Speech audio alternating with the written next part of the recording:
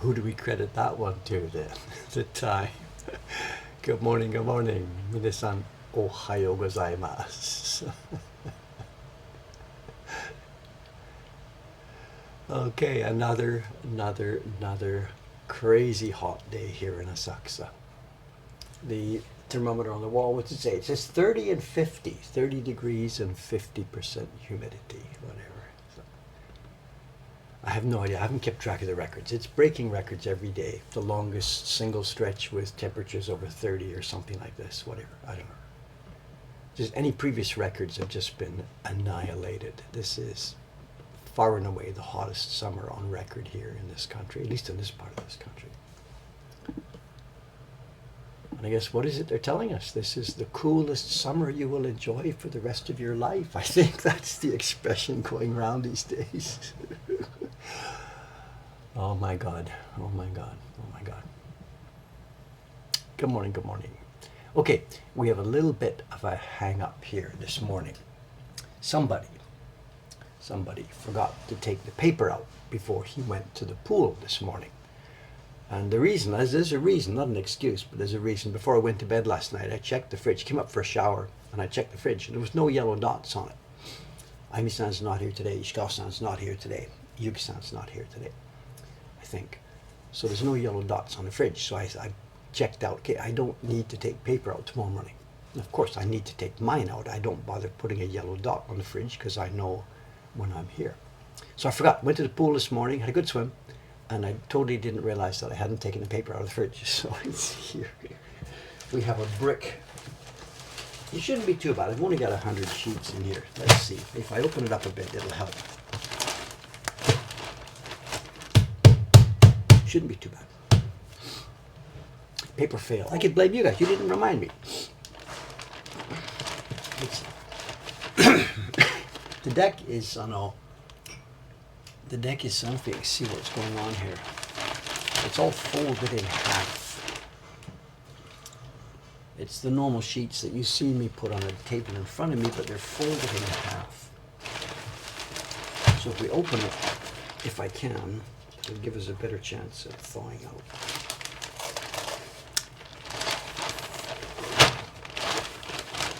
It might help cool down the room here too.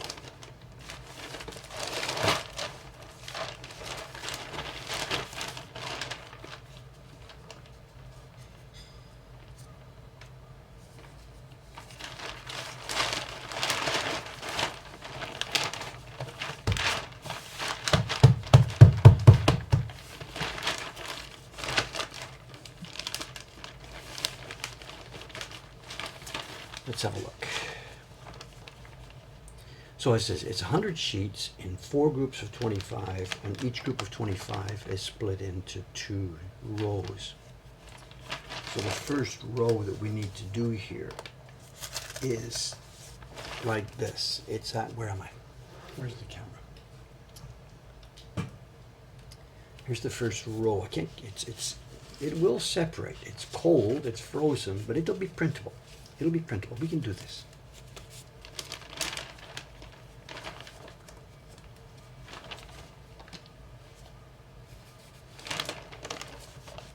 Printing on frozen paper. As long as they separate. They weren't all that moist. We're getting near the end of the process. I think there's 3 color impressions left. And because we're getting near the end, I've let the paper get a bit firm. And at the beginning, it's got to be really soft and moist. But as time goes by, when most of it's printed, the paper has become thinner, it's pressed. You don't have to keep it quite as moist. So we'll be okay. Just get a slow start here this morning. It's all right.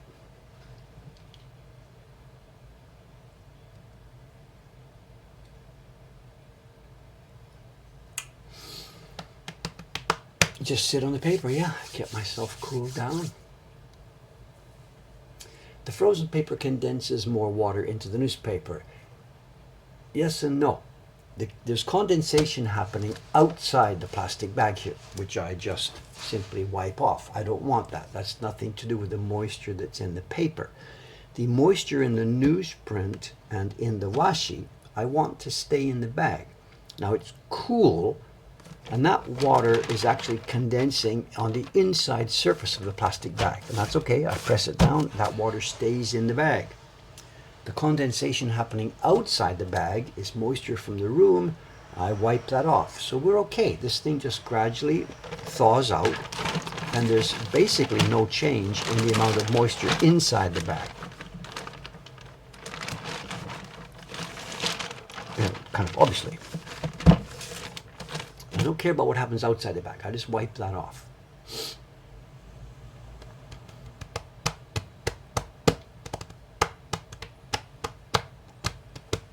But if I took it out, more water will condense on it, and we will gain water that we don't want to gain.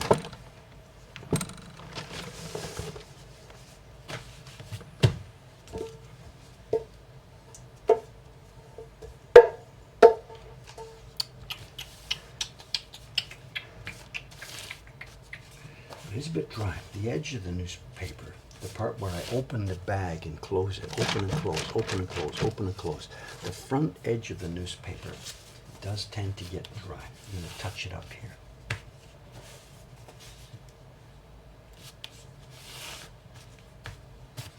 Okay, today's content. Obviously you can see I'm going to be doing one more color here. I've got, I think, 3 colors left. I've got this red kite. No, I've got 4 left.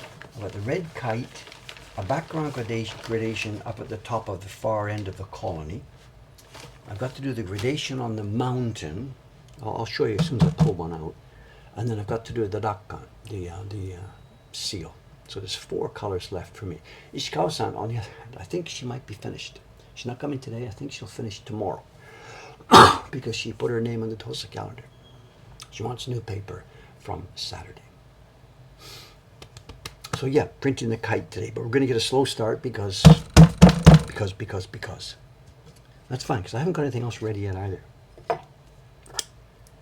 So today's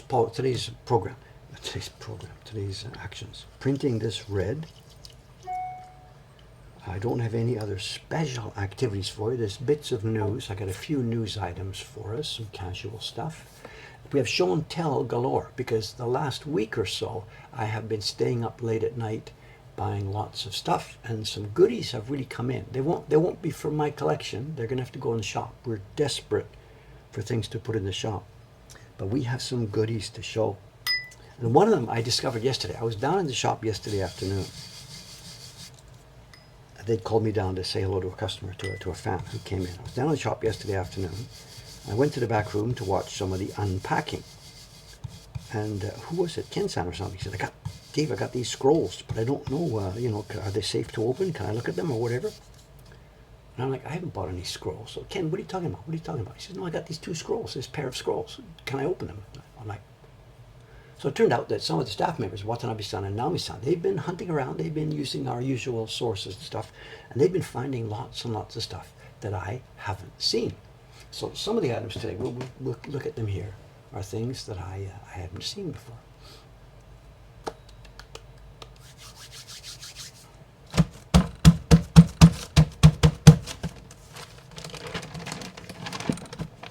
We'll be okay. It now starts to feel wet. We'll be all right.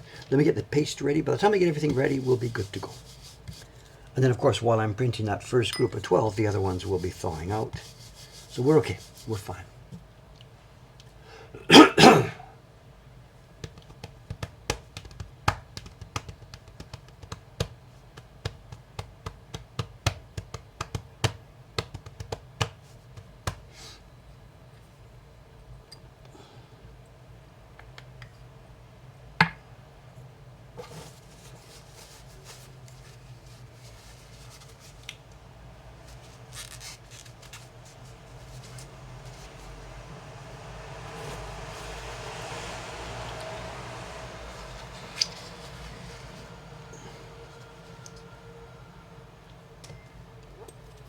Clean up the leftover paste.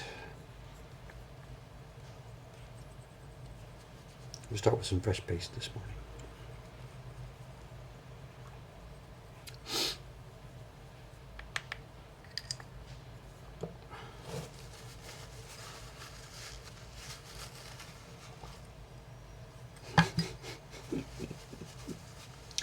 There's a garbage can there. Ayumi-san's garbage box is there.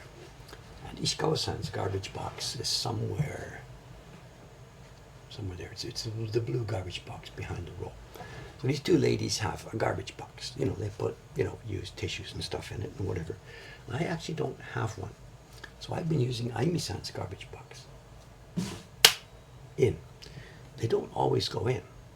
And when there's a scrumpled up used tissue on the floor next to her garbage box, she is understandably not so willing to clean up and pick up all these used tissues herself. And, we're not blowing noses here, we're blowing pigment. But she doesn't want to touch this stuff.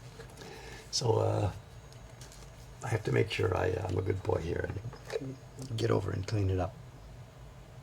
But this one, the first one today, went in. I can bounce it off the wall. Go inside.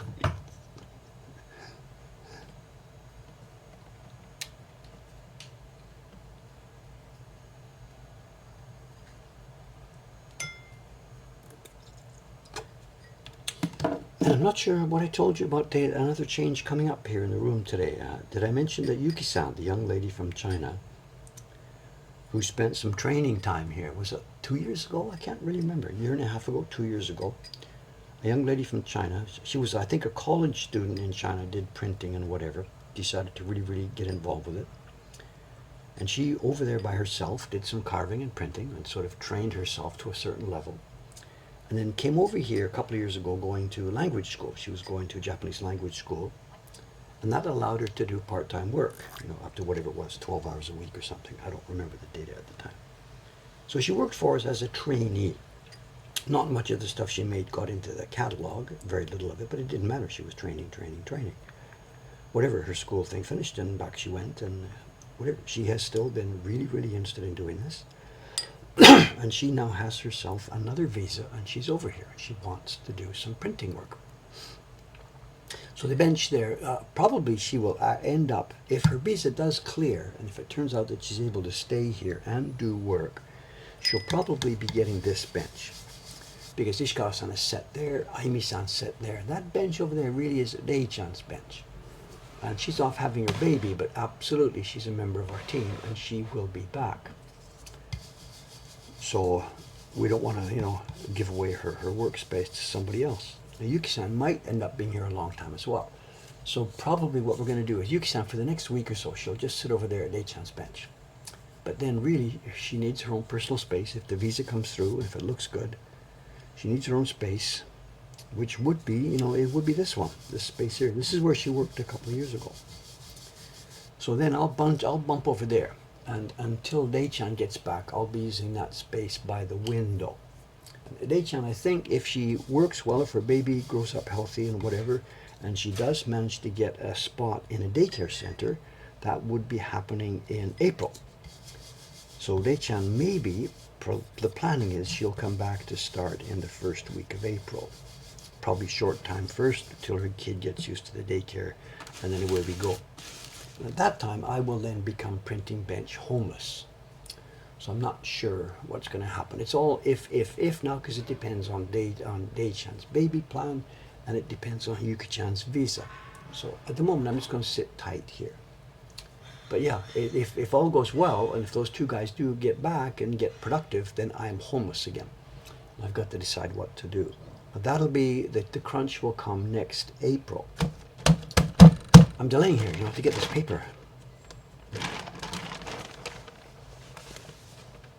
So I'm not going to worry about it now. We'll think about it next April. It could be that if those guys are all working and really productive, that maybe I won't need to be printing as much as I have done these past few months, and that I will have to do towards the end of the year. We'll see how it goes.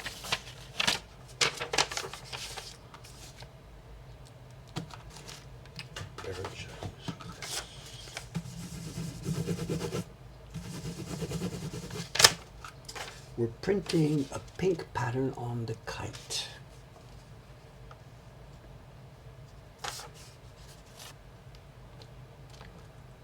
Doesn't have to be that bright. Well, somebody said we're heading over to Ome. If I'm needed less as a printer, then yes, it will mean more opportunities to get to Ome. Absolutely.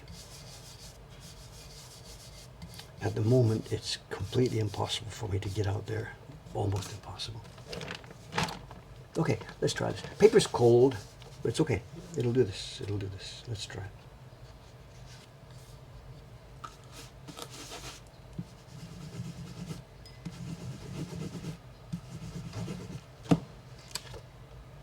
Too dark. Too dark. Oh, the blue was too dark. Yeah, no problem. No problem.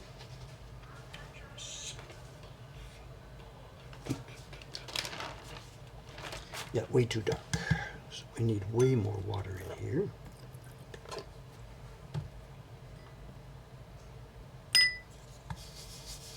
And I think I need to wash the brush because there's too much pigment in the brush.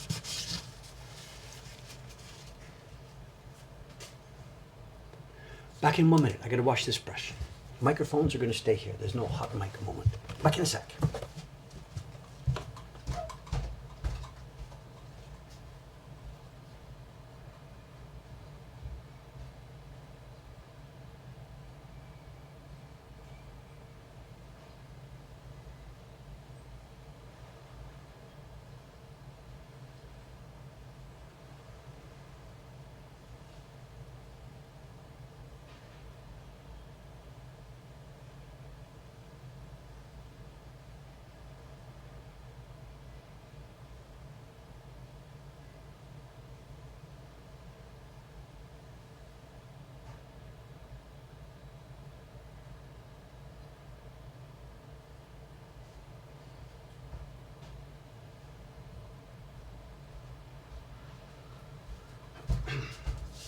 There's no blank newspaper. None, they clean up too much.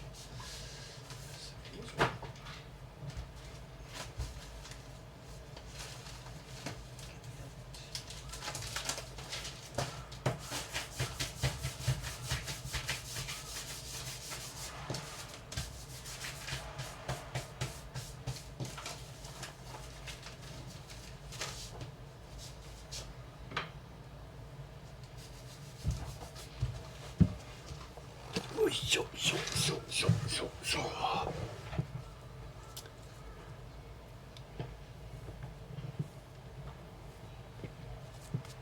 I'm watching paint dry indeed.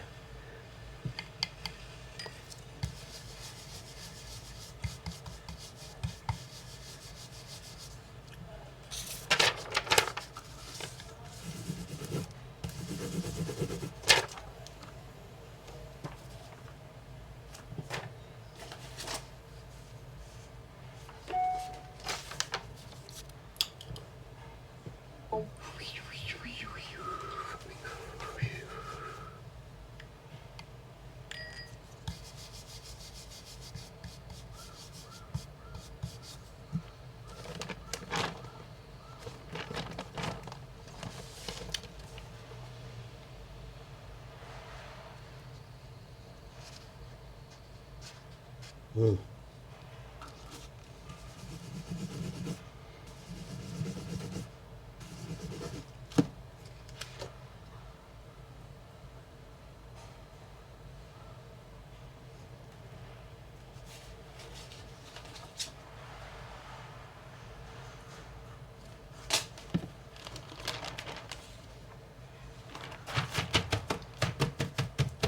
When is the Barentine date? I know, coming up. I know, as I said, what have I got left on this one? I have red, the Dakkan, the mountain gradation, and the background gradation. Those are the ones I have to do. And my priority right now is finish this print. The only shipping staff is waiting for it. So I'll finish this. So today's Thursday. I'll do 2 colors today, maybe 2 colors tomorrow. Just Saturday could be that. It could be the Barentine stream Saturday, but also I've got to do some sizing. And I also have to do some block making. So that's all I can say is that coming up over the next week or so, remember there's no stream next Monday because I will be in Echizen. So coming up over the next week or so, Saturday or Thursday next week, whatever, will be a group of miscellaneous streams. There will be block making, there will be sizing, and there will be Barentine. These will all happen before I start my next print. It's no point for me to sit here and say what is going to happen on what day. I'm sorry, I don't know yet. We also may have a guest. There's a guest in town who you've seen before, who may be dropping in for one of those streams. I asked yesterday about this, and he didn't want to bother the printing stream for kind of obvious reasons. Well, maybe it would be better as a guest when there's a printing stream, although I don't know how we would do the layout.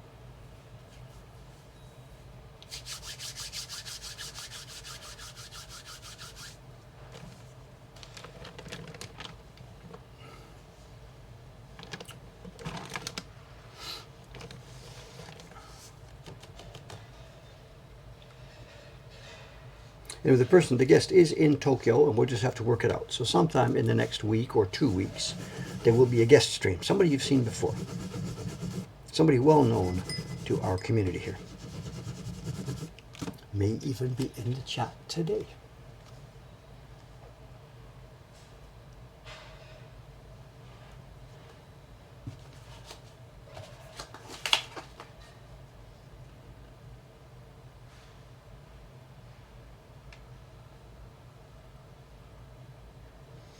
We're getting a bit of the wrong shade of red, you know. I think what's happened, I washed that brush, but there's still crap in it. I think I'm going to bail on that brush. There's still the wrong kind of red is in there.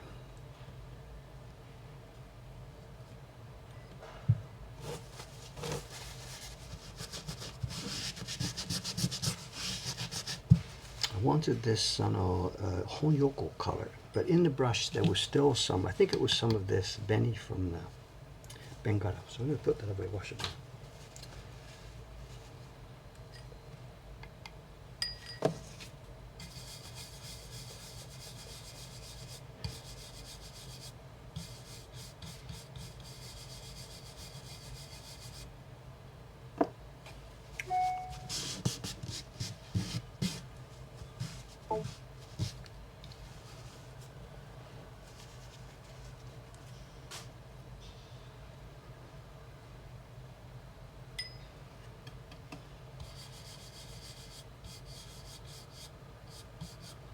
Somebody's trying to put 2 and 2 together who says, I see no John.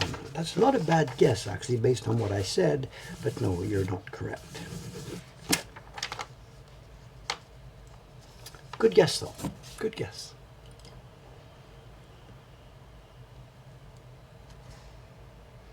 Well, it's not a question of teasing, it's a question of how much people's privacy you want. I don't know.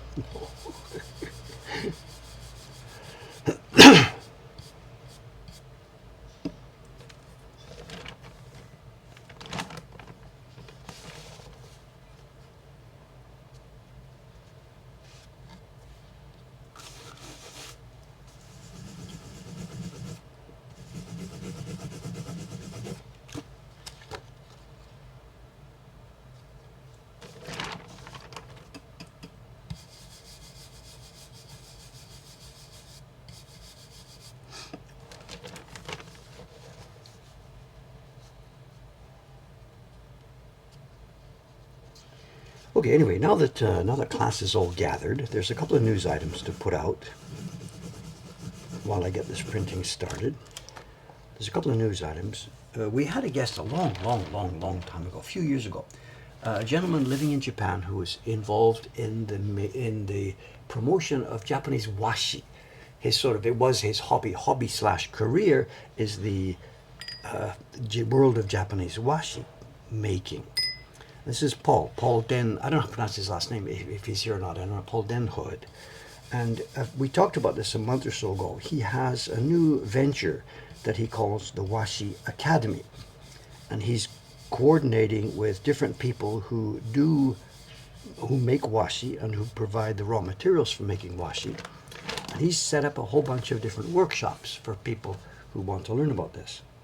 Anyway, the reason I mention it now is because as part of his getting his venture up and running, he's created a newsletter. And I got a copy of his newsletter last night. And I think it might be of interest, or the contents could quite possibly be of interest to people on this stream. So what I'll do, it's one of those email newsletters. So the newsletter comes into the email, and there's a link that says view it in your browser. And there's a link in there. So if I put that link into this stream, what it means is you're going to get the link that came into my email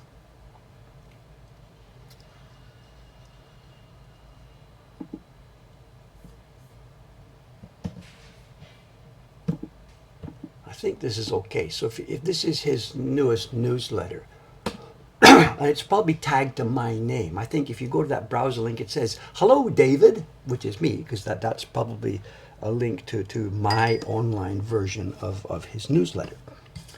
So if you're curious about what he's doing, and if you want to see the newest newsletter and news about Washi and stuff, go ahead and follow that link. Just one request, please. Don't click where it says unsubscribe, because that's probably coded with my registration or something like this. So don't unsubscribe me, please. I think there's a button there also for subscribe. So if you want to see his newsletters more often, that's fine. And this is Paul Denhode, who lives here in Tokyo, but most of his activities are up in various papermaking parts of the world. In Saitama Prefecture in Ogawa, up in Oguni, where they're preparing mulberry, and of course over in Echizen also.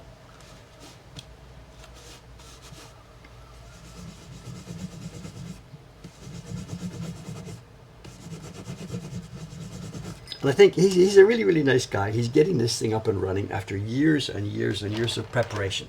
And he's the kind of person, I can say this without being, he might be here, so it's okay. He's really the kind of person who wants to do everything right.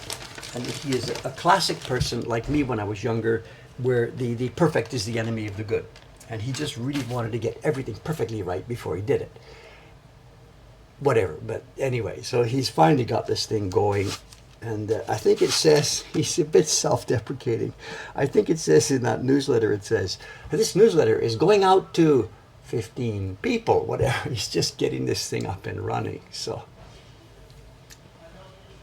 yeah, I'll be learning from Paul. He knows more than I do about the background, things like what's happening in the farm. He actually is one of the curators, is that the right word? Caretakers of a field of mulberry. He talks about that in this newsletter. So he's out there in the farm pulling leaves and planting mulberry. He knows way more than I do about that end of it.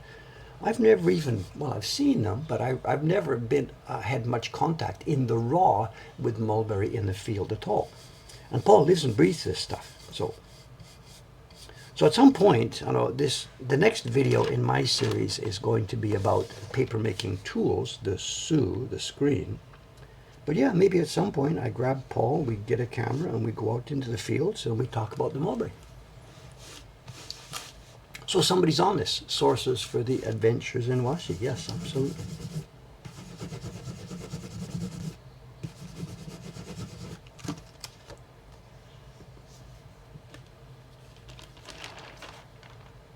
So he doesn't know I'm mentioning this today, so he's going to get his emails. 1,000 people have accessed Dave's version of his newsletter, so whatever. As I said, just don't unsubscribe me, please. Whatever. Getting his hands dirty. Absolutely. We're talking about farming.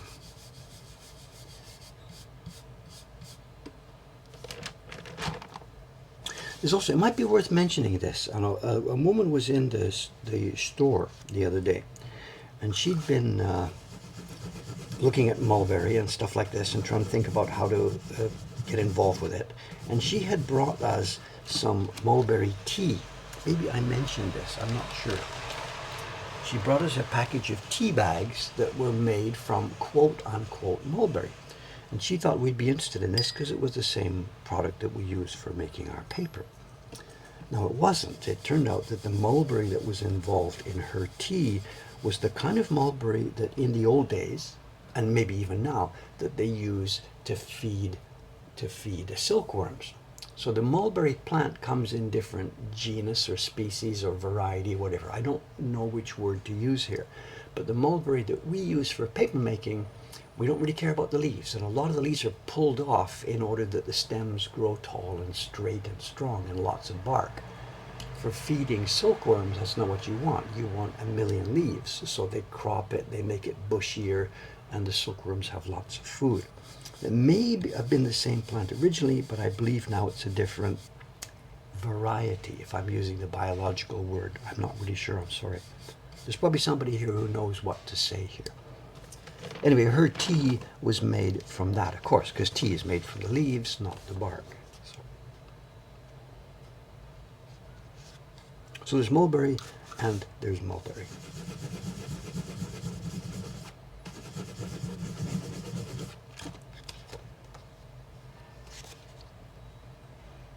There's our kite flying in the colony. And the colony doesn't look like its final version because the background gradation hasn't been put in yet. Can I find a version? Here we are. There's a background gradation going in the colony to add some depth at the top, which makes this area look brighter and wider.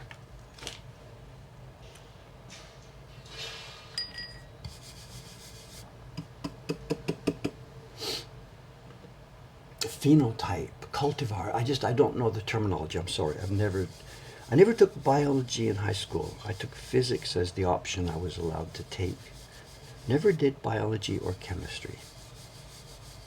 They're interesting, of course, and maybe if I was starting out again, if I was a high school kid now, that might be the way to go. But I don't know those terminologies. I'm sorry.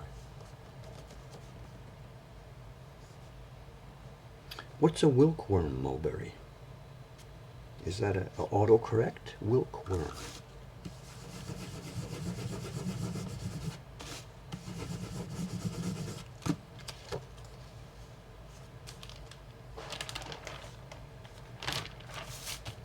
No, silkworm. Okay, sorry, I didn't.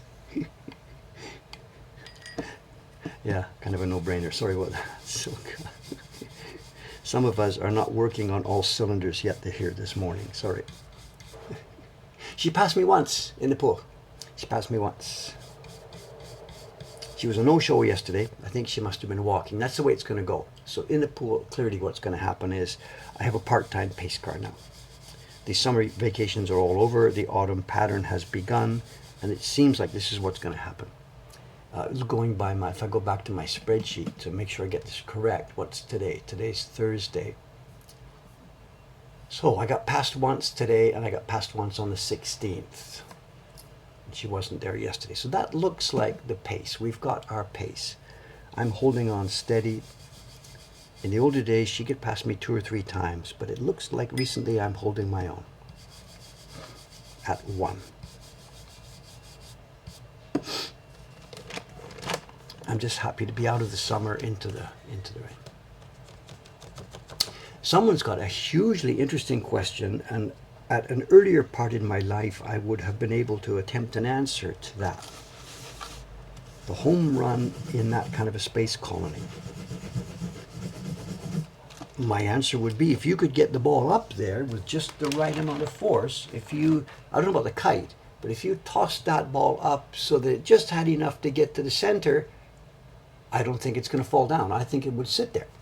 And I would imagine they would need a garbage collection routine, because inside that space colony that's going around, where you have quote artificial gravity on the outside with zero gravity on the inside, that I think would be a catch place, like a garbage patch. Maybe, I don't know. I think it would be a garbage patch. It depends. The air movement maybe would take care of things. The air would maybe push it into an area where there's gravity and down she comes. But if there were no wind, yeah, stuff would, all down the center of that tube, stuff would hang there, I think. The kite, yeah, whatever, that's another story.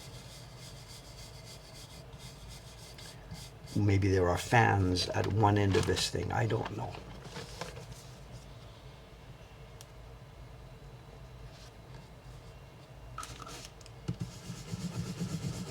It's good fun. We should ask XKCD. XKCD. I've got the wrong. No, XX. I always get it wrong. XKCD. I got it right.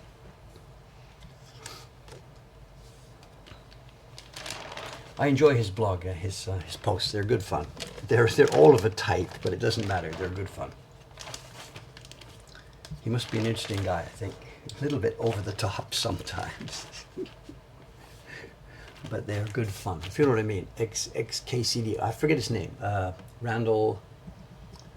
Oh, is it Randall or Raleigh? Randall. He's good fun. Way more knowledgeable about everything than I am about anything. Randall Monroe. Yeah, super guy.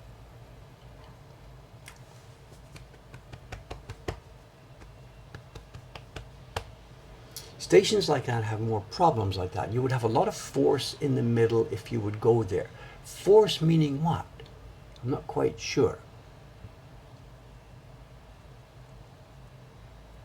Is there a self-imposed limit to the amount of colors you put on each print? Absolutely. Absolutely there is. It's called, it's called compromise.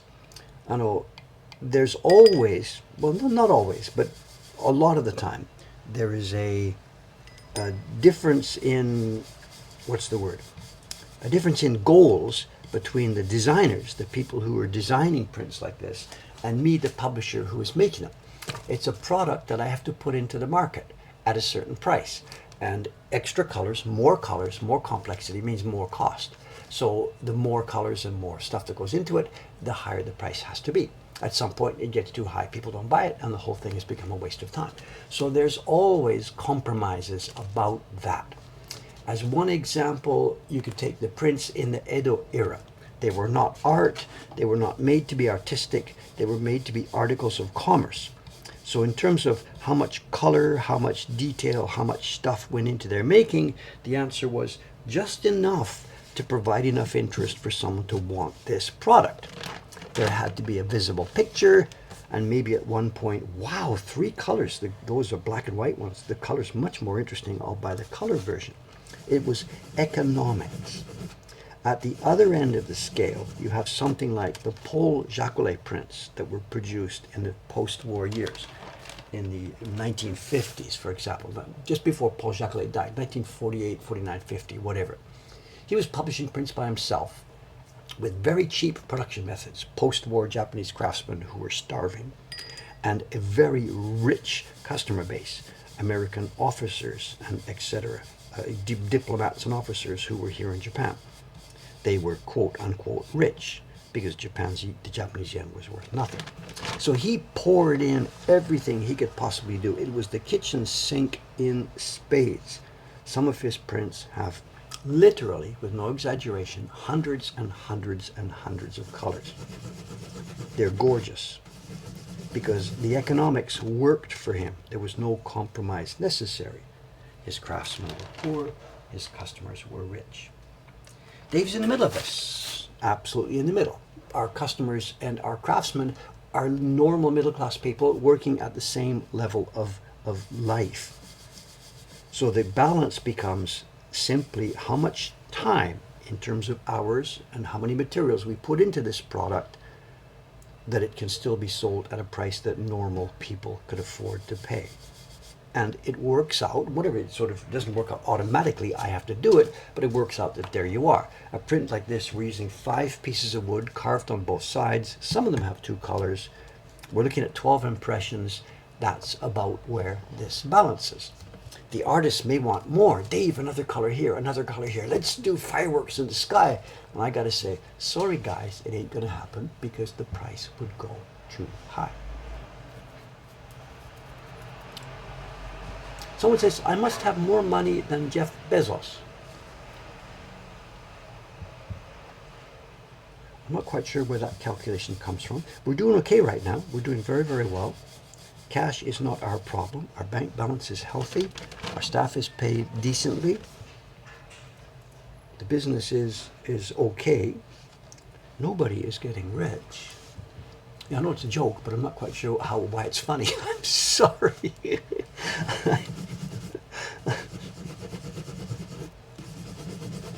Sorry. I knew you weren't serious, but I was just trying to figure out what was the point of saying this. I don't know.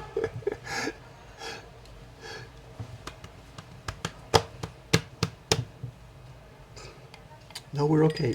We're okay.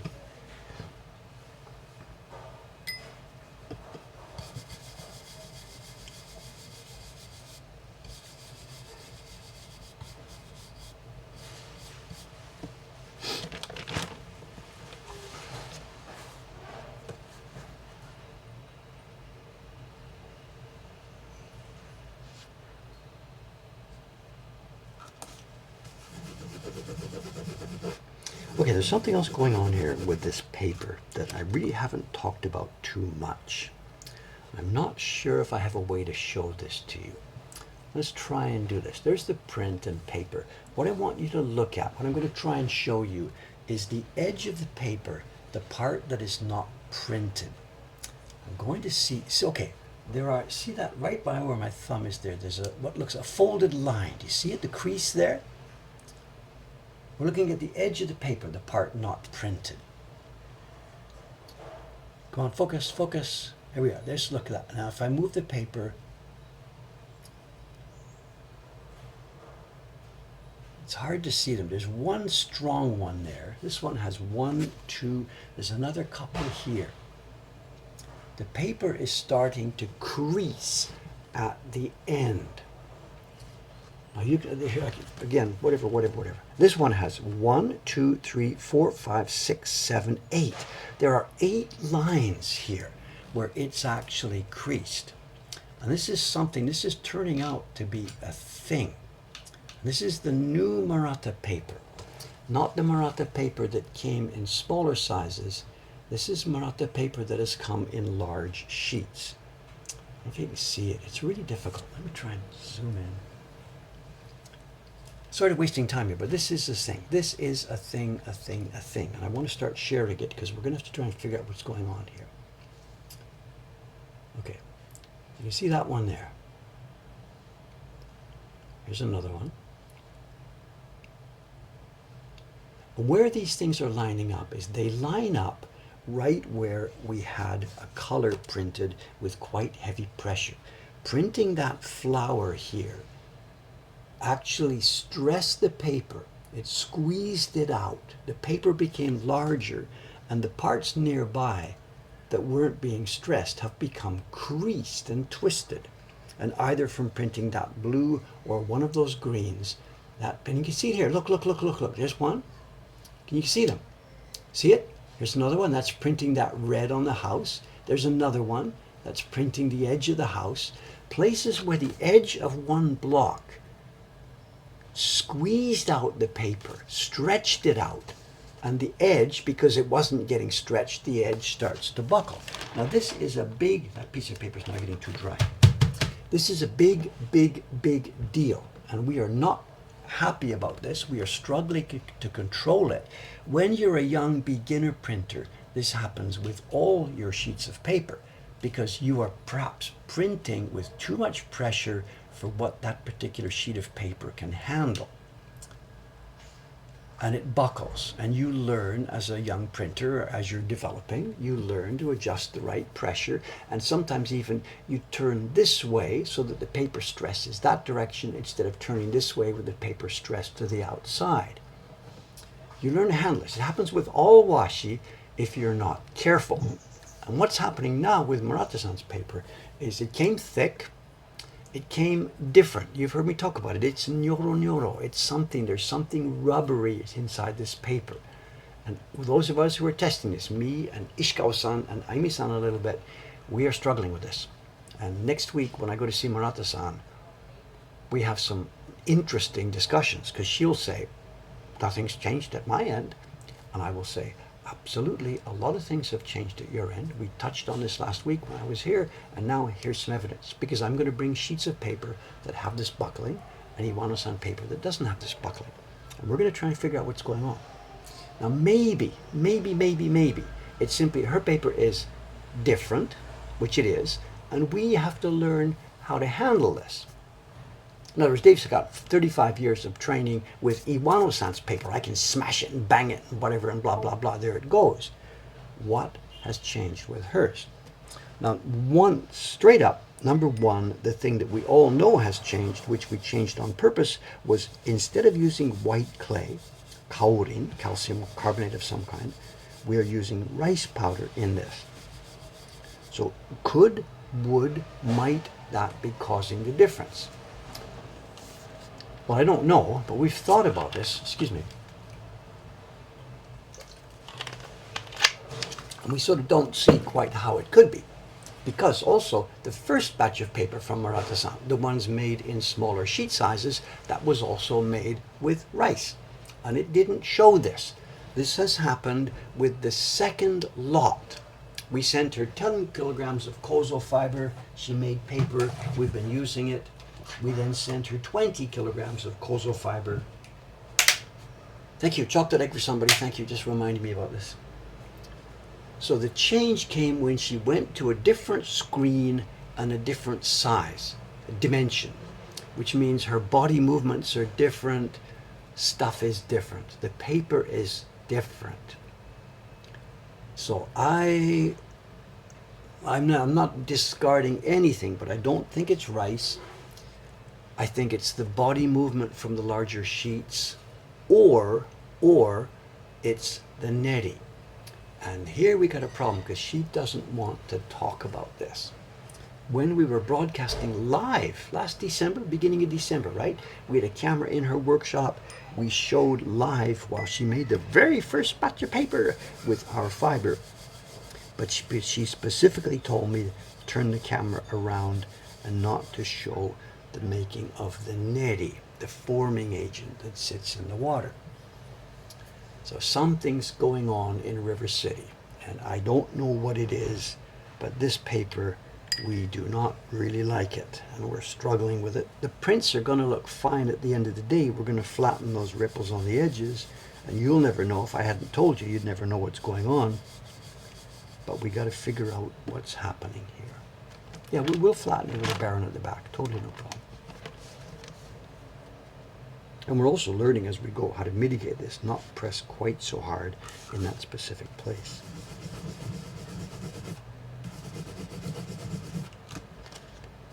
So I don't know, maybe I shouldn't talk about this stuff. Maybe I should leave your impression with Murata-san. She's a glorious, wonderful craftsman who gets everything right the first time. Well, no, that's not true. We haven't got it to that level yet. It's looking really, really, really good. The prints are looking really, really, really, really good. But are we there? No.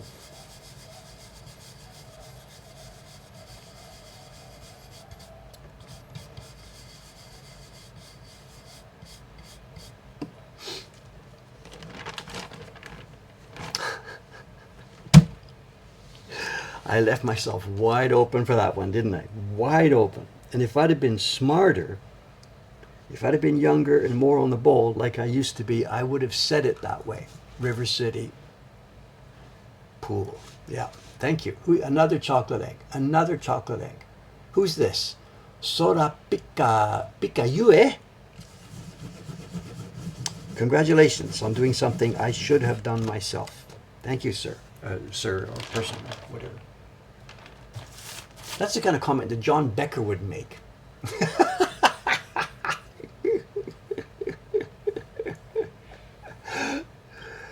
Eggs are flying today.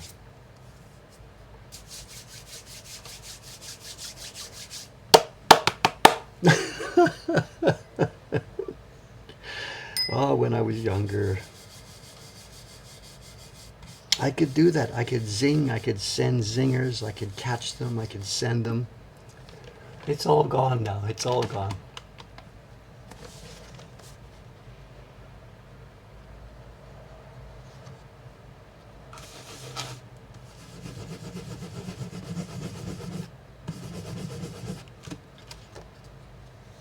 That was absolutely a John Becker comment. Are you John in disguise?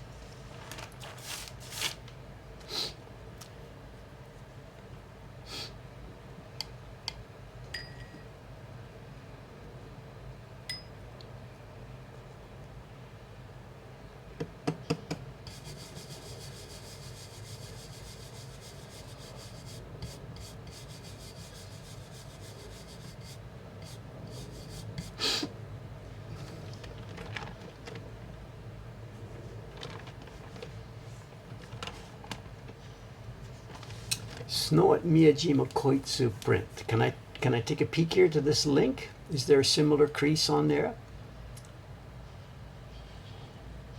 I'm guessing that's not the same thing. No, that's not the same thing. What you're looking at, if you look at that same print, we're following the link. If you look up at the left, look in the sky, you'll see a horizontal crease. You'll see them about 3 centimeters apart. There's a crease to the left of the shrine roof thing.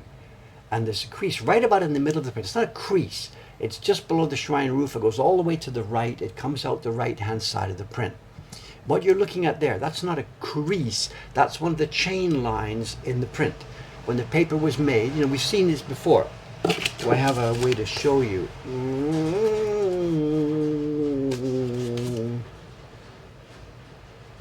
I don't know if I have a piece of paper that will show. There's the chain lines from the bamboo screen, and that's what you're looking at there. That's not one of these stress-induced twists in the paper. Good catch, but no, that's not the same thing. Thank you.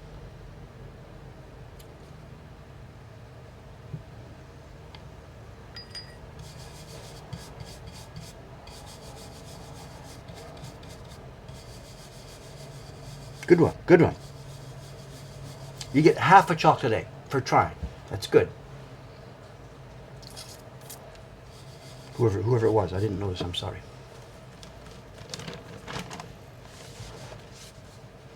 Such a squeeze line wouldn't be that long. It would only be very short, just the squeezed part of the paper. It could not be a line that went long out of the paper. These distortions are really very localized.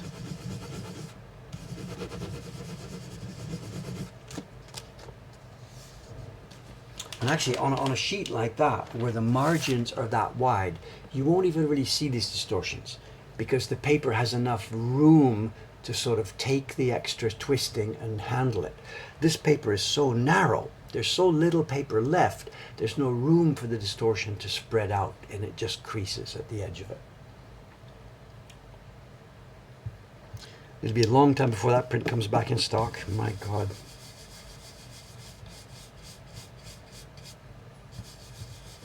It'll be a long time, if ever, before that comes in. Is it marked as reprinting? We should maybe just pull it. I don't know. It's a Doi Hanga block, and they're not playing ball with us these days.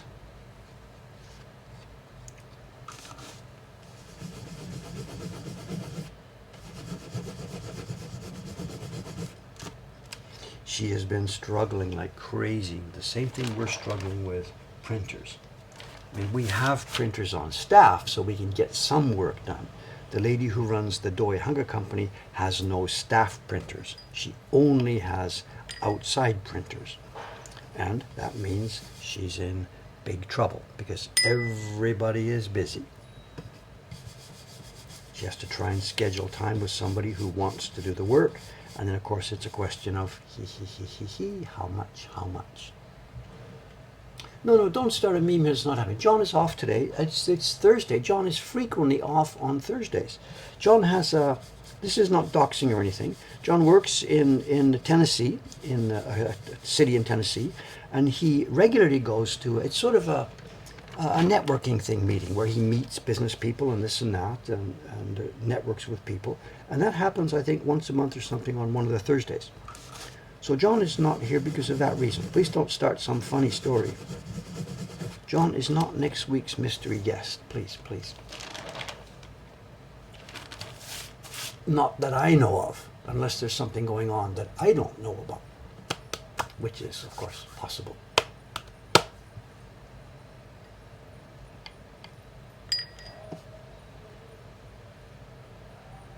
And maybe John would be upset about this. If you have been here for years and years and years, and you're just realizing now that this is a regular thing for him, he's never here on Thursday, and you haven't noticed before, maybe he would be upset about that. I don't know.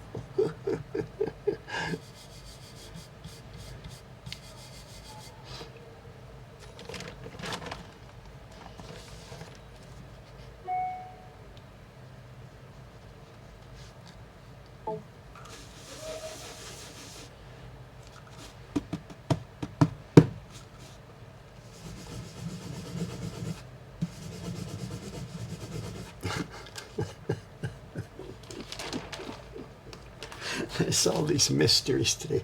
Karen isn't here either. So God. And everything gets, everything we do or say gets blown out of proportion. Everything. Everything.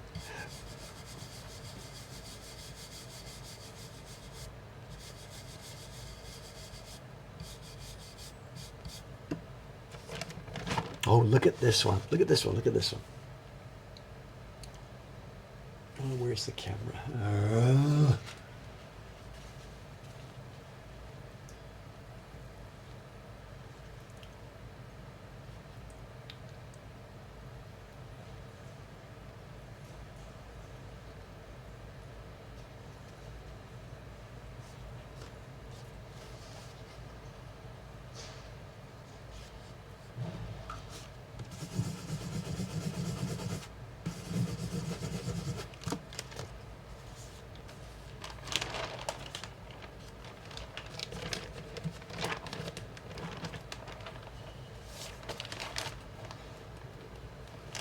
That's the first 25 finished.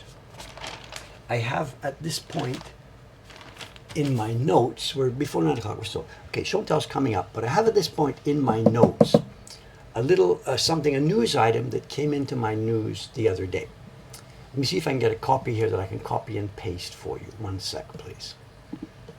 Last Monday was a holiday here in Japan. It was Respect for the Aged. And as part of the Respect for the Aged, there was blah, blah, blah, newspaper stories and this and that happening.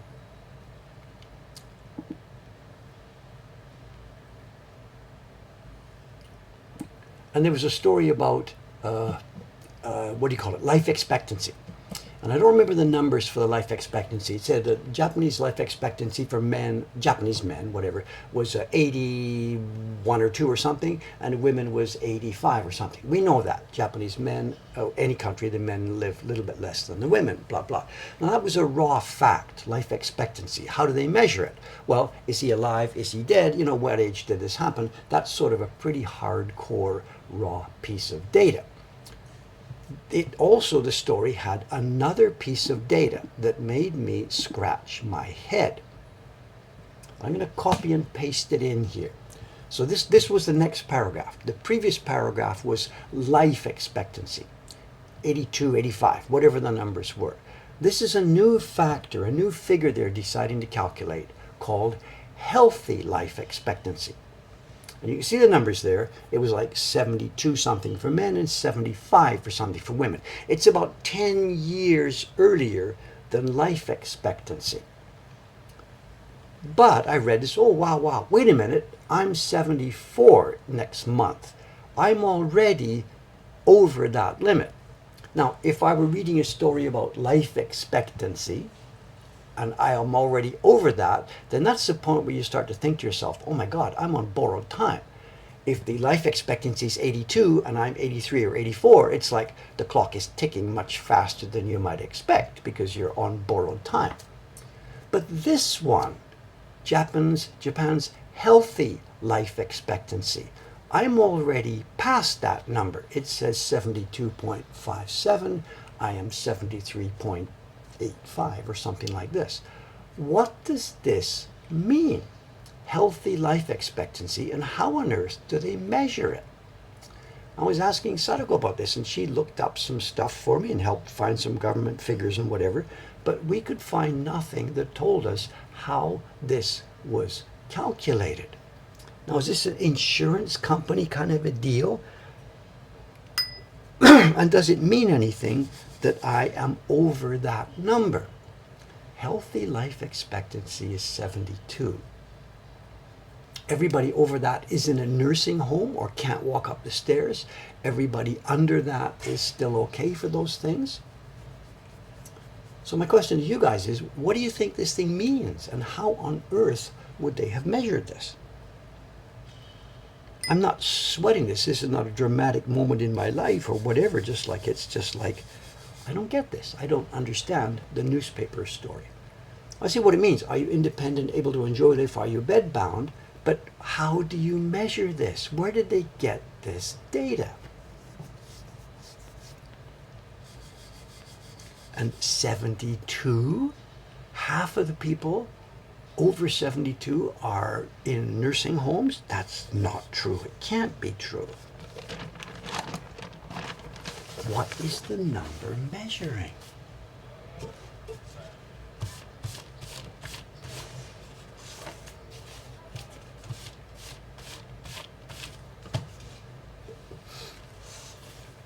Maybe it means that you're at more risk for health concerns. I guess obviously every minute, every day you're older, you're at more risk. We know that. I mean, starting when you're born, whatever, I don't know, when you're say 20 or something, you're getting weaker. You peak really young, and after that, we're all going downhill. We know that. In your 30s, you're going downhill. 40s, 50s, 70s, we're all going downhill. But why do they put the line there at 72? How could they figure this out? Take an average from the amount of people over a certain age and how many of those are in active care. don't know, we can cherry pick. Your dad's 75, he's good. I'm 74, I'm good. So we can cherry pick individuals. That's no big deal. We know how that works. But the statistic of 72 is the average for healthy? Whatever. I can't make more of a big deal about it. I don't have anything else to say about it, but it looks like smoke and mirrors to me. It looks like sort of, I don't know. Just, I don't know. Oh, John, you're back from Japan. That was fast.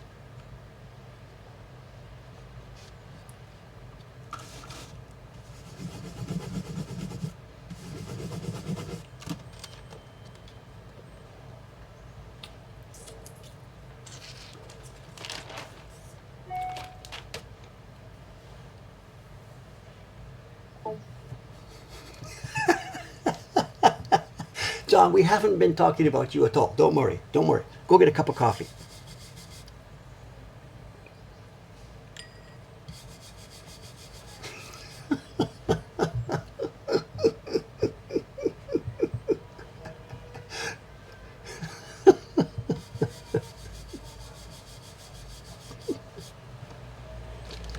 Too rich. Too rich.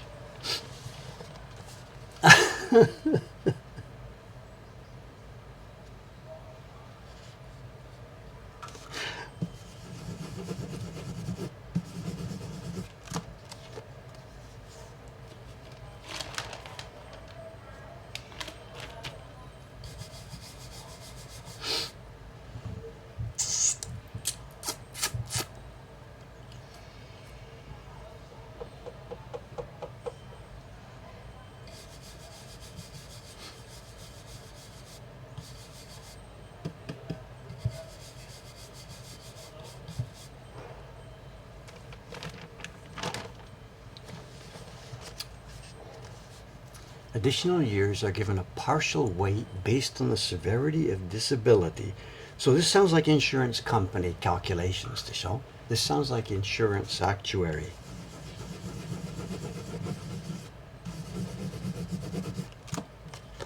How they calculate insurance premiums and who they're going to give the insurance policy to and whatever, I guess. Now, of course, they mean nothing to an individual, of course. There's no argument about that, you know.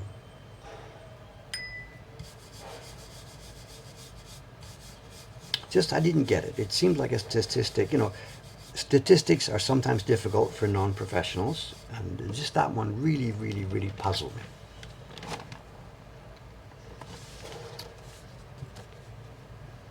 Even the life expectancy numbers, they're kind of different. You know, we look at it and see that the average life expectancy for males is 82 or whatever, but it's not. It's the life expectancy for people who were born 82 years ago and who lived through the post-war years and all that kind of stuff and blah, blah, blah.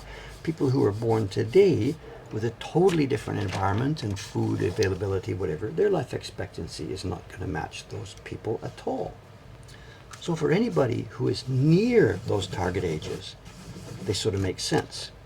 But somebody in their 20s now who sees the figure, the life expectancy for Japanese males is 82, it's completely, totally meaningless. It's a different population of people.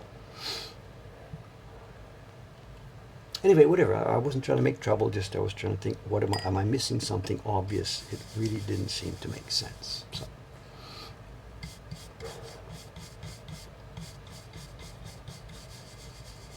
How's our time? 9:04. There's going to be no visitor today. In a few minutes, I'll cut and run, and we'll have a nice show and tell. It's a fun, fun, fun, fun show and tell today.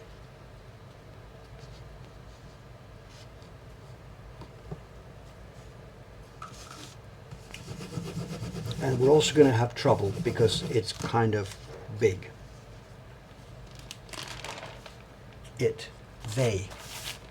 They are kind of big.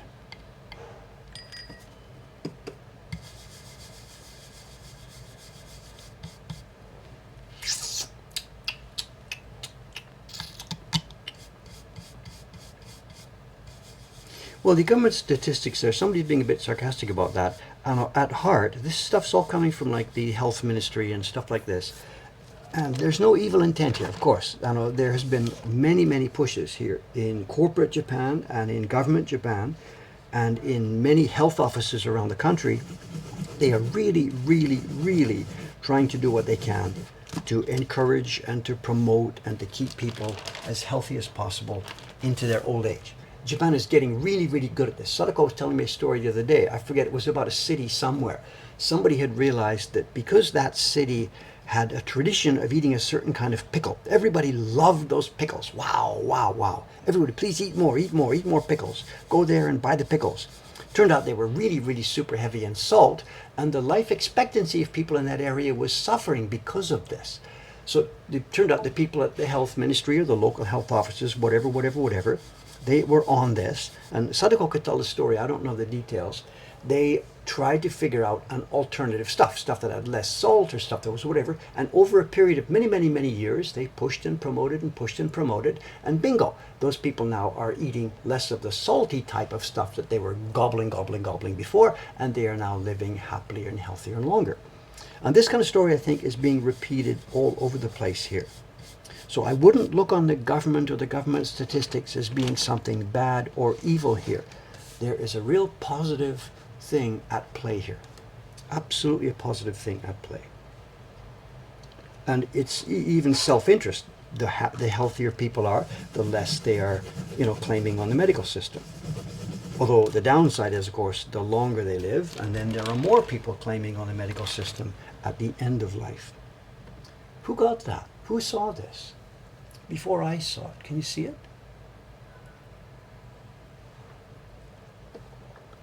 I'm getting a bit weird now. You can see things that I physically can't even see. There's a fine white hair from somewhere which fell onto the block, got picked up by the brush. Who saw this? Who saw this? Mark La Violetta. Take an egg. I mean, I would have seen it. You didn't save my life, but yeah, thanks for watching. I'm running out of eggs today. We're running out of eggs. Taking time to talk to your girlfriend.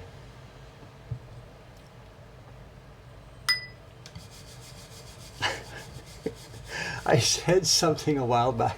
There was a situation like this. A young couple was in here. They were YouTube fans or whatever. I guess mostly it was the young lady who was the YouTube fan. The guy was here humoring her, whatever. They'd come in. And she started gushing, I love your videos. I've been waiting so long to meet you. And oh my God, it's been so happy. And it was getting a bit embarrassing. So I tried to shut it down by making a joke. I said, really? Look, it's almost lunch. Ditch the boyfriend. Let's go for lunch or something like this. I tried to make an over-the-top joke.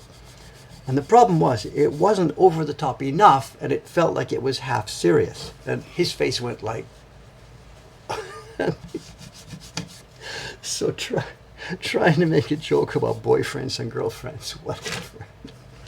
So I'm a little bit more careful.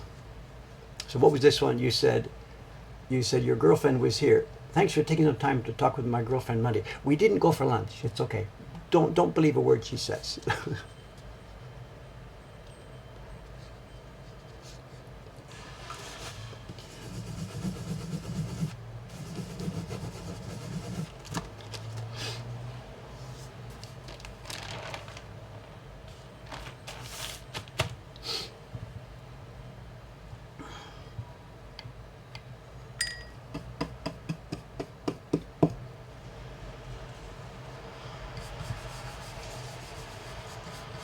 How's our time? 9:09. Okay, we're okay.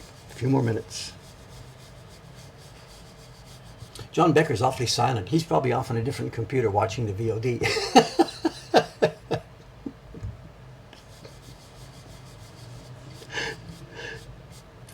I guess there is no VOD yet, right? Because we're still streaming, you can't pick up the recorded version yet. Is that how it works? I don't know.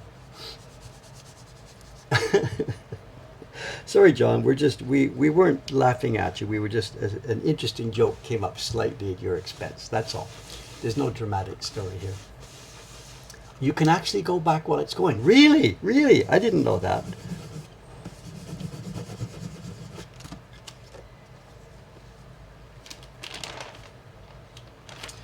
must be some infrastructure that Twitch has where you can play a stream from different parts. My God. If the VOD were available now, we could skip to the end and see how it turns out. Where's that New York Times newspaper? Nanda. John, don't sweat it. It's nothing. It's no big deal.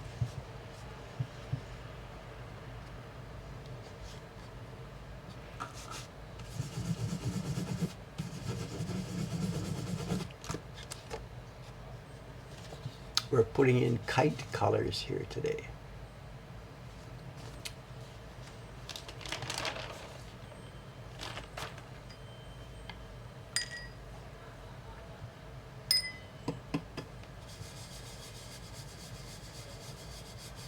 Okay, reminder again, if I forget it towards the end of the stream. Today's Thursday, our normal stream. I will do this. I have 3 or 4 colors to finish on this thing. There will be a normal stream Saturday. It may be one of these colors. It may be block making. It may be sizing. It may be a guest stream. I don't know. There will be a stream on Saturday. But next Monday will be another one of those stream breaks. I'm sorry. There's been a whole bunch recently. I went to Fukui last month, and then I had fever for a few days. Monday's stream is off. I'm sorry. I'll be in Fukui Prefecture again on a very, very, very important mission, doing the filming for Adventures in Washi Part 4. We are going to be taking video of the lady, the elderly lady, who is making a bamboo screen, a su, for Murata-san for making paper. So I'll be doing that on Monday. And there was no way to schedule it except on a stream day. I'm sorry. So stream today, stream Saturday, stream off on Monday, and I will be back again after that, 1 week from today on Thursday. I'll try and remember to put a notice on the Twitch channel front page.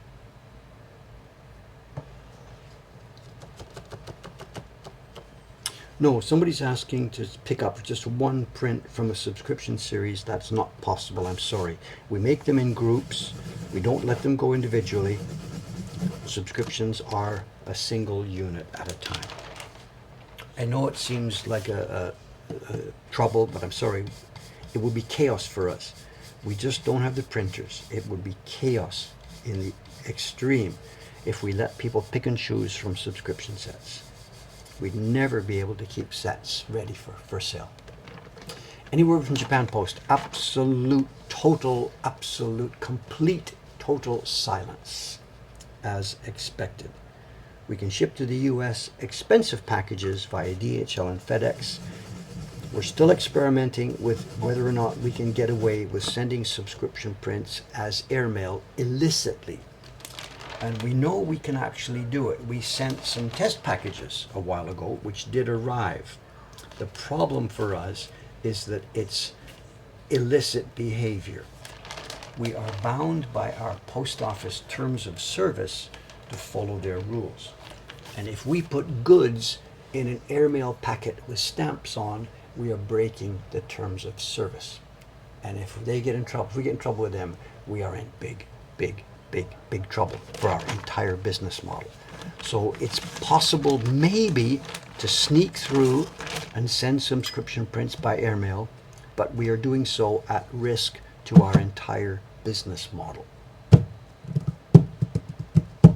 Someone said they're technically greeting cards. The point being, we've exchanged money. It is an object of commerce, and the rule is no. It's not my choice, not my decision. We may sort of send some around like this to try and get around it, but we are taking a huge risk. And I'm not sure if I want to gamble that much of my business model. Whatever, anyway, we're on it. We're doing what we can. We will update when we learn more. At the moment, American subscriptions are on hold. Okay, you know what's happening here. You've seen a box like this before, right? It's a box with a finger hole at the end. Actually, I think we had one of these before, and I told you the finger hole was for the purpose so that somebody could push with their finger and push out the inside contents. That was sort of right, but it actually wasn't the real reason. I realized later, after the stream was over, and I was putting the goods back together, I realized, soka, that hole is there for a different reason. Okay, so what have we got here? Somebody says, Contempo Jedi says scroll. You're close, but no cigar.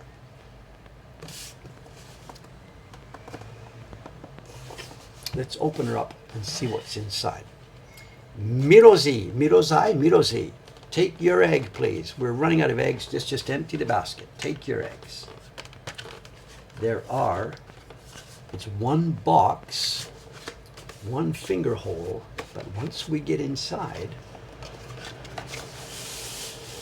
the point about the finger hole, let's just jump ahead right now. Once we've finished looking at this, once you've taken your scroll, you've hung it up, you've packed it up, you're going to put it away, you need to put it back in the box. And the boxes are so tight that you can't get it back in unless there's an air exit hole at the back end.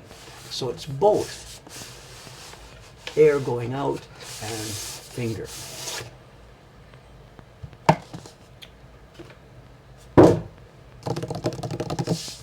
This is a treat. I knew nothing about this. I discovered this in the shop yesterday afternoon. Ken-san was saying, can I open it? What do I do? Do you want to save it for the stream? And I said, what are you talking about, Ken? And he said, the scrolls. This is a Polonia wood box. Beautifully made. Covered with tonoko. Made with wooden pins, no screws, nails, or other fasteners here. Wooden pins holding it together. Beautiful little box. And we have our information. And I have screwed myself in that I haven't prepared for this, and I don't know the pronunciation of the second character. Is Sadako here? Help! We have tan, and I don't remember how to pronounce the second character in this context. Showing my ignorance here. Can somebody help me, please? What's the full pronunciation of this? Cho. Okay, I should have known that because I know what the picture is inside. Tancho. It's a bird's name. And we have information on the product here. Now, some interesting names. It says Mokuhankan Seisaku. And this is fun, very unusual. Look at this. This is Hori, and we have 3 names, and Suri, we have only 1 name. And usually it's going to be the other way around. One carver can feed a whole bunch of printers because they're going to make more copies. It says Hori Kikuta Kojiro. He's long gone now. He would have died in the 60s, I guess. He's the man who trained my friend Asuka Motoharu, Asuka sensei, at Takamizawa. So Kikuta-san was Takamizawa's chief top gun in the post-war period, 40s, 50s, and 60s, till he passed away. And then these 2 men must have been other apprentices, Fujisawa and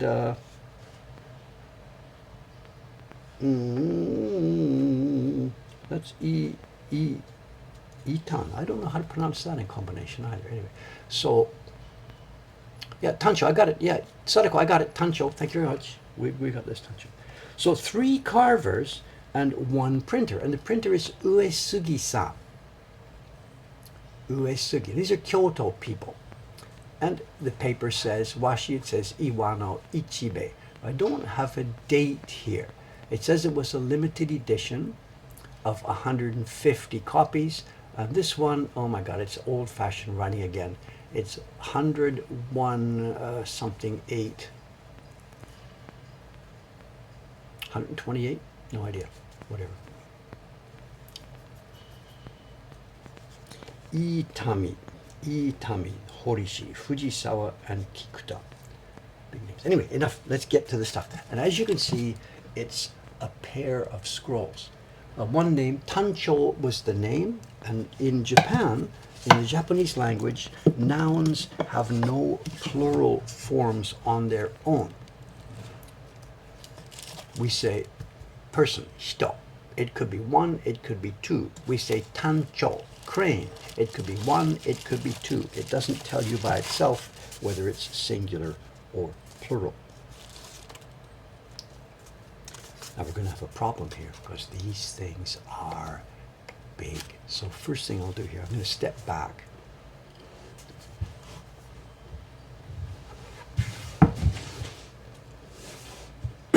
What you're seeing is a woodblock print, excuse me, woodblock print mounted as a scroll.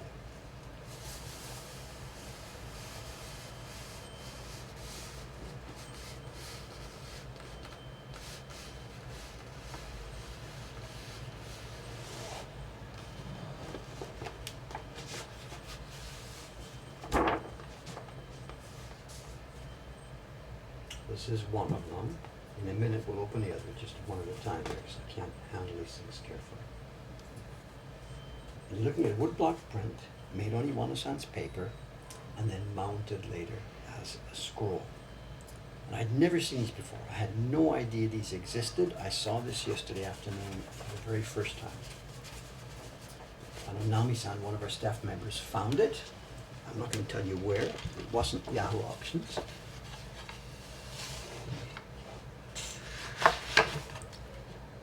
Let's see if we can zoom in and get in. I gotta hold this. This is difficult in a one-man job.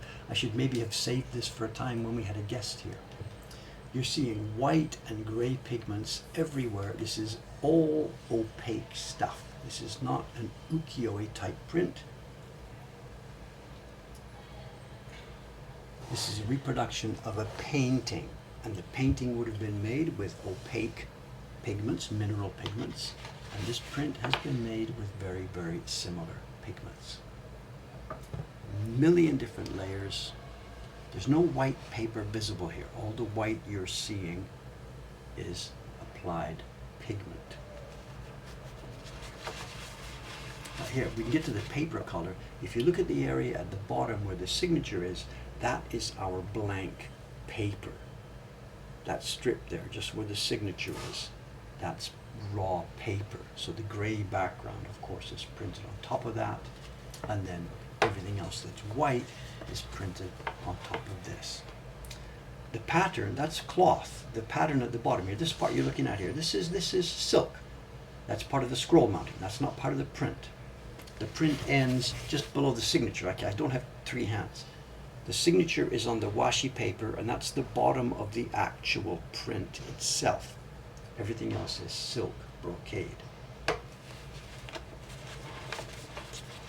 And there's no, I'm struggling how to get this and how to zoom in and how to show you what's going on. Let's see if I can get the other one, because it makes sense to look at them together. One sec.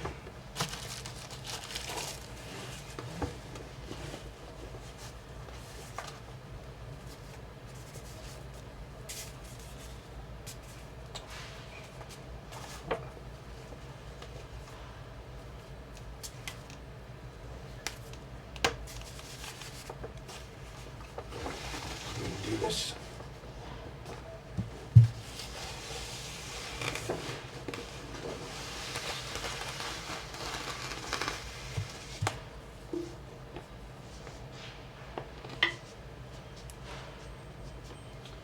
Have I got them right side or backwards? I can't see the screen from where I'm standing.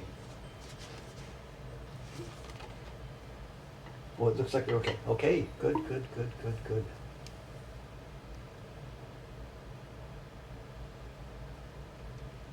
Woot, woot, woot.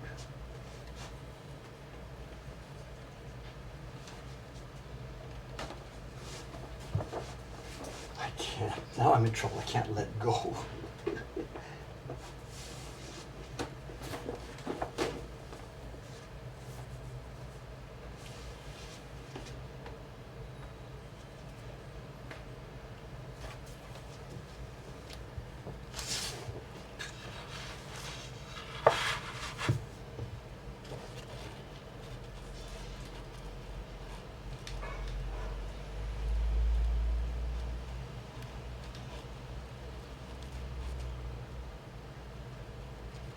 Oops, oops, oops.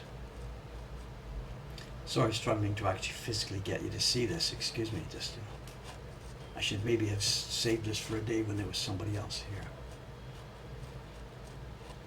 I have no other information. I have no idea how many impressions these things took. I don't know when these were made. They would seem to be, if I was going to guess on this, I would say 1980, maybe, somewhere around 1980. Kikuta-san was doing there. Those other printers, I don't know their names, but they would be known people. So we could sort of guess the fact that those three carvers were working on this project would give us a better chance of looking at the date. For the moment, all I can say is 1980. The white, I don't know. People are asking questions here that I just don't have the information on. It could be calcium carbonate, a normal Gothland. There could be titanium white in there. Somebody's asking. My guess would be not titanium. I think it would be probably just traditional pigments with Nikawa glue. My guess, normal calcium carbonate, just white ground up oyster shells.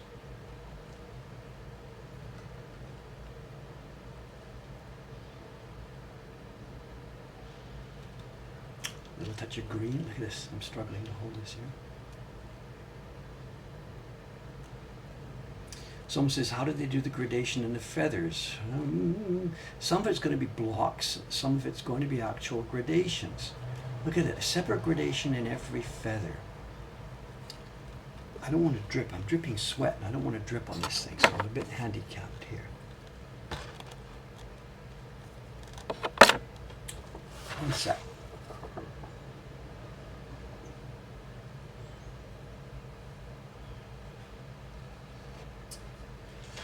Okay, first guess. Don't completely quote me because this is just first rough guess. I think there's going to be an itabokashi, a block carved. The feather first has the full white printed. Then on top of it, there are small wood blocks carved, which have very, very sanded edges. Itabokashi. So the blocks are sanded off to give a delicate edge, and then probably the paint on there too is maybe done with a bit of gradation. How many blocks for all those gradations in the feathers? You can't just do one for the whole row. There's one for these two, maybe one for those three together. Very, very complex.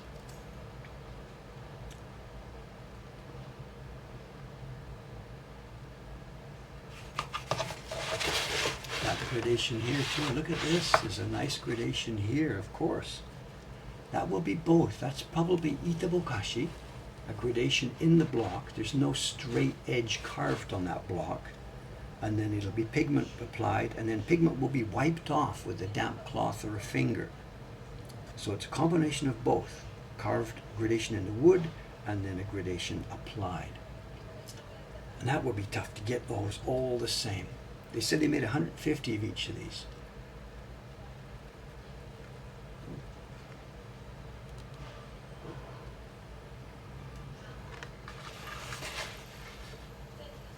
Very cool. An absolute treasure. I don't want to tell you how much the girls paid for this because it will make you cry. How big would the block have been? Well, you can see the size of the print. It's not the size of the scroll here, of course. There's the top of your paper. It's been trimmed, so the print would have been a bit bigger than that, going down to the bottom. So the blocks are not that large, and not every block would have had to be the full size. The blocks to print the lower part here, the blocks to print these feathers here would only have to be this large. They didn't have to go up to the full top height. So it would be a collection of blocks of different sizes. How little? They got a real steal on this, an absolute steal. It's the same story. The people who had this in their house, it would be their parents. I said 1980 would be when this was made, I'm guessing. And that's 45 years ago. So the middle-aged person, a school teacher or a business person or a doctor or somebody who bought this for his house or his wife, whatever, they're going to be in their 40s or 50s in 1980. So they're gone now. They're gone. People are cleaning up their house. The kids inherit this stuff. They don't want it. It's not worth anything in terms of like a Picasso type art value. These things don't carry value. So out they go to a furniture dealer or a junk dealer or anybody. They end up, some of them end up here at Mokuhankan, enriching our collection or our flea market. These are not going downstairs. These are staying here. I'm sorry, it's a bit struggle to show you this thing physically. There's one more behind me. Okay, okay, thank you very, very much.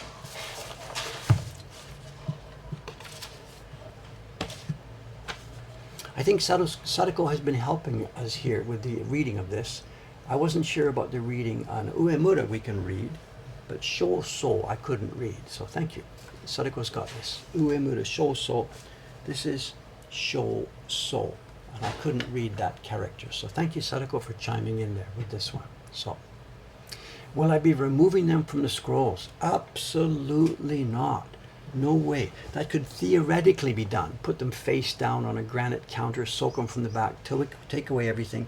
These seem to have been mounted absolutely professionally, accurately. There's no large amount of foxing here. There's a few spots here and there. I am not going to touch these. These are going to stay as they are. We take things out of packaging when the packaging is dangerous or is really going to hurt the print. But this is professionally done. Uemura show in no show. Oh, here we go. I'm out of my show so. It's obviously part of the same family. Okay, I think that's enough for now. I am now going to get back to printing. I'm going to try and stay out of the shop today and tomorrow. If you're visiting today, I'm really kind of sorry. I might get dragged down there, but I am desperately going to try and stay up here and get this print finished. And then I'll be in the shop Saturday and Sunday. Okay, next stream Saturday morning. Not quite sure what we're going to be doing, and we may have a guest. I'm not sure. Let's put the outside up. Another hot day. What does it say now? It's up to 31. It says 31 and 50. We've climbed a degree in the past hour. Thank you very much. I guess I better restock chocolate eggs. I went through the pile quite a lot today, didn't I? Still in the 30s, yes. It's 31 here, it says. Okay, gang. I've had fun today. Thank you very much. I'm going to get a cup of coffee. I didn't get any breakfast this morning. I'm going to grab a cup of coffee and then get back to work. See you on Saturday morning. Counting down. 3, 2, 1, and bye for now. See you soon.